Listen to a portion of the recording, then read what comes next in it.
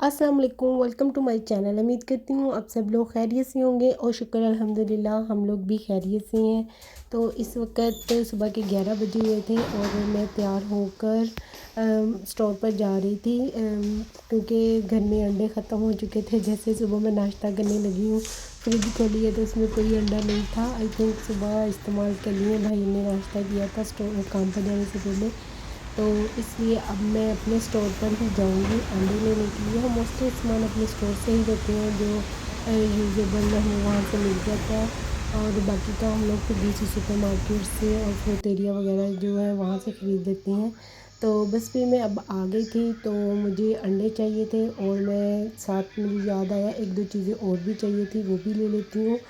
और मुझे ना घी नहीं पसंद, ऑयल भी मैं दूसरे वाला इस्तेमाल करती हूँ, ऑलिव ऑयल एक्स्ट्रा वर्जिन, जो कि मुझे बहुत अच्छा लगता है। तो अब मैंने वो भी ले लिया था क्योंकि वो भी ख़त्म होने वाला था। तो मैंने सोचा चलो वो भी ले लेती हूँ। आई हूँ तो सामान पूरा खरीद लूँ, और मैं घूम कर देख रही थी कि कोई और चीज़ तो नहीं घर में चाहिए तो वो भी ले जाऊँ। जब आ तो गई ही हूँ तो बस फिर मैंने घूम कर देखा तो जो जो चीज़ें मुझे चाहिए थी, मेरे ख्याल में मुझे लग रहा था शैम्पू भी ख़त्म होने वाला है तो वो भी ले लिया। और अंडे वगैरह तो वो शुरू में पड़े थे तब मैंने उठाए नहीं, अब मैं उठाऊंगी इनको भी। तो अंडे भी ले लिए और काउंटर पर भी रख दिया। उसके बाद मुझे याद आया कि मैंने कुछ और भी लेना था, लेकिन वो क्या लेना था ये मुझे याद नहीं आ रहा था। कितनी देर वहाँ पर घूमती रही, देखती रही चीज़ों को, लेकिन मुझे कुछ समझ नहीं रही थी। जैन नहीं, मैंने दुकान पर था तो वो मुझसे पूछ रहा था क्या लेना है, तो मुझे वाकई में समझ नहीं आ रही थी क्या लेना है। फिर मुझे याद आया कि मुझे लीची का जूस बहुत पसंद है और दुकान पर आया हुआ है, क्योंकि लास्ट टाइम अभी स्टॉक आया था लेकिन लगाया नहीं हुआ था, तो मैंने सोचा अब मैं वो भी ले लूँ। और ये बहुत यमी होता है। इसमें इमली वाला भी मिलता है, लेमन का भी मिलता है, लेकिन मुझे सबसे ज़्यादा पसंद ये लीची वाला ही है तो वो ले लिया। और साथ में रात को खाने के लिए अक्सर मुझे थोड़ी बहुत भूख लग जाती है तो स्नैक्स वगैरह कोई भी नहीं पड़े हुए थे, चिप्स वगैरह, तो मैंने सोचा चलो एक दो पैकेट्स इनके भी ले लेती हूँ। लेज़ तो पड़ी हुई है लेकिन कभी कभी लेज़ खाने को दिल नहीं करता, तो इसलिए मैंने चिटोस के 2 फ्लेवर्स लिए हैं अलग अलग से। तो मैंने कहा चलो ये 2 ले लेती हूँ। तो बस मेरा सामान तकरीबन पूरा हो गया था और अब मैं घर जाऊँगी और घर जाकर नाश्ता करूँगी। और देखें बाहर इतनी तेज़ धूप निकली हुई थी ना, इस वक्त टेम्परेचर मेरे ख्याल में 24-25 था, लेकिन बहुत तेज़ धूप निकलती है। शायद ये क्योंकि स्पेन जो है पूरा पहाड़ों पर है। आप मेन रोड से कभी आए ना तो पता चलता है कि हाँ हम लोग कितनी ऊंचाई पर रहते हैं। और घर जाते जाते मुझे याद आया कि फ्रूटेरिया से भी कुछ सामान लेना है, सब्ज़ी वगैरह, तो मैंने सोचा चलो अब आ ही गई हूँ तो यहाँ से भी कुछ सामान ले लूँ जो लेने वाला है। तो मैंने बेसिकली खीरे लेने थे खाने के लिए दोपहर में, और साथ में हमारे आलू और प्याज ख़त्म होने वाले थे तो मैंने सोचा चलो ये भी लेकर चली जाती हूँ।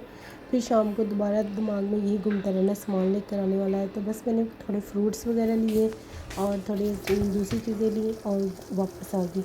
और अब भाभी बना रही थी आज कड़ी कोफ्ते। हमारे घर में ये फ़र्स्ट टाइम बन रहे थे कड़ी कोफ्ते, हम लोगों ने कभी भी नहीं बनाए। मेरे भाई ने शायद किसी रेस्टोरेंट से खाए थे तो वो कह रहा था मैंने रेस्टोरेंट से खाए हैं, बहुत मज़े के बनते हैं तो आप लोग भी बनाना। तो इसलिए भाभी आज कड़ी कोफ्ते बना रही हैं, क्योंकि 3 दिन से वो यही कह रहा था कड़ी कोफ्ते बनाओ कड़ी कोफ्ते बनाओ। आई डोंट नो कैसे लगेंगे, क्योंकि हम लोगों ने कभी खाए ही नहीं है। शायद आप लोगों ने ट्राई किए हों तो बताया, मुझे भी बताइएगा, मैं भी अपना रिव्यू आपको इसी व्लॉग में दूँगी कि मुझे कैसे लगे हैं। तो फ़िलहाल कड़ी बन रही थी, उबलने लग गई थी और भाभी कोफ्ते डाल रही थी और मैं उनके साथ फ्राई करने लगी हुई थी ताकि वो जल्दी जल्दी से हो जाए। तो बस फिर हमारे कोफ्ते तकरीबन रेडी हो गए थे। थोड़े से मैंने अभी डाले हुए थे, थोड़े से भुने हुए थे।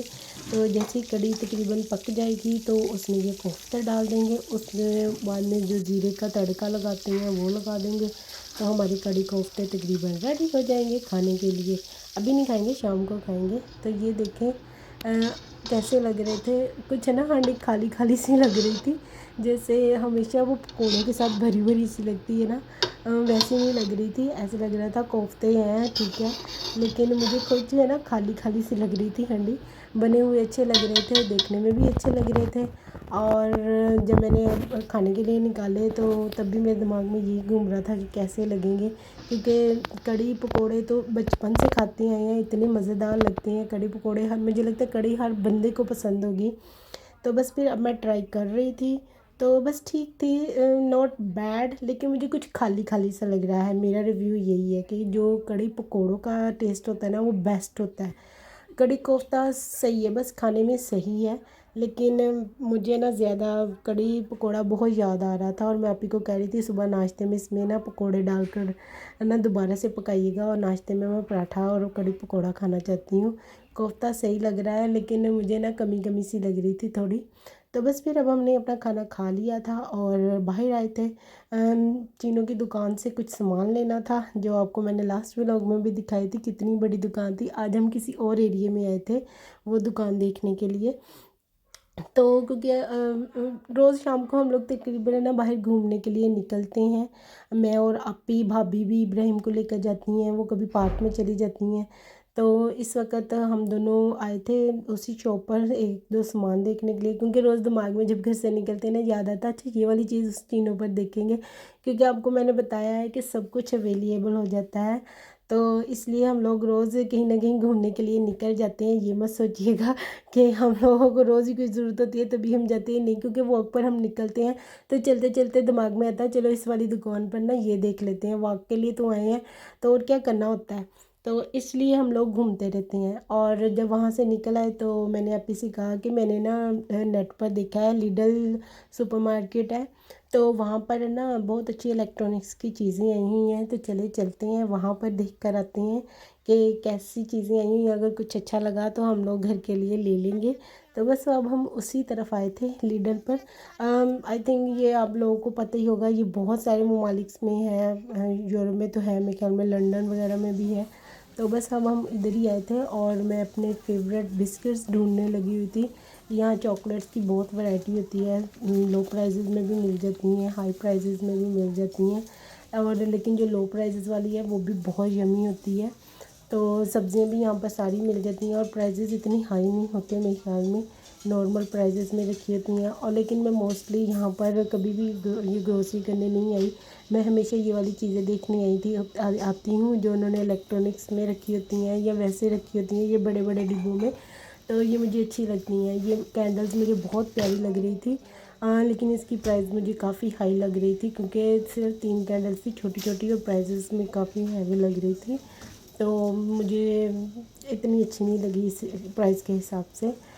उसके अलावा यहाँ पर एक्सरसाइज की बहुत सारा सामान मिल जाता है, और साथ में आपको अगर डेकोरेशन पीसेस चाहिए वो भी आपको बहुत ज़्यादा मिल जाती हैं, अच्छी प्राइस में भी कभी कभी मिल जाती हैं। तो उसके बाद डिब्बे वगैरह प्लास्टिक के आपने लेने हैं, लोहे की कह रही हूँ, शीशे के भी मिल जाते हैं।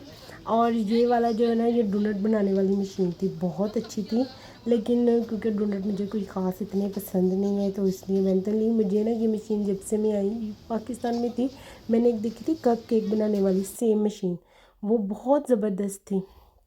उसमें आप बस मटीरियल डालें और बंद करें, कपकेक बन जाता था। तो वो यहाँ पर मुझे कहीं पर भी नहीं अभी तक नज़र आई। तो आई होप सो अगर आप लोगों को पता हो तो प्लीज़ मुझे बताइएगा। और ये थी आइसक्रीम बनाने वाली मशीन, और ये बहुत कम प्राइजेस में लगाई हुई थी, 20 यूरो की। मुझे यकीन नहीं आ रहा था कि 20 यूरो में आइसक्रीम बनाने वाली मशीन यहाँ पर लगी हुई है, लेकिन वो काफ़ी अच्छी लग रही थी मुझे देखने में, क्वालिटी भी उसकी अच्छी लग रही थी। तो हम लोगों ने घूम फिर कर सारी मार्केट देखी, यही वाली देखने आए थे। इनके ये इलेक्ट्रॉनिक्स की यहाँ पर भी कम वैरायटी थी, लेकिन ऑनलाइन इनकी बहुत ज़्यादा वैरायटी होती है और बहुत अच्छी चीज़ें मिल जाती हैं। If you like you can by online and also आप उसके उनके स्टोर पर भी विज़िट कर सकते हैं, क्योंकि काफ़ी अच्छी चीज़ें, हम लोग भी पहले काफ़ी कुछ यहाँ से ख़रीद कर गए थे।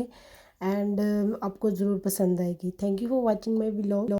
Please like share and subscribe my channel, and अल्लाह हाफिज़।